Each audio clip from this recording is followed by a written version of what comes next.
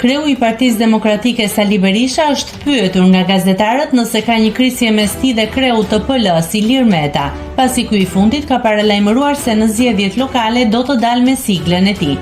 Në përgjigje gjatë konferencës për shtyp, Berisha tha se për zgjedhjet e tjera çdo forcë politike bën zgjedhjet e veta. Ilir Meta është një i burgosur politik.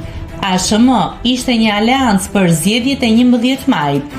Ilir Meta është një burgosur politik për Partinë Demokratike dhe Aleancën për Shqipërinë Madhështore. Ai është një i burgosur politik. Ky është mendimi im. Pastaj për zgjedhjet e tjera çdo forcë politike bën zgjedhjet e veta. Kjo aleancë vetë kuptohet që ishte një aleancë për këto zgjedhje, u shpreh Berisha. Nëse klikoni mbi butonin subscribe, do t'ju shfaqen të gjitha publikimet tona. Ju ftoj t'i bëni subscribe kanalit, të pëlqeni videot dhe të lini komentin tuaj.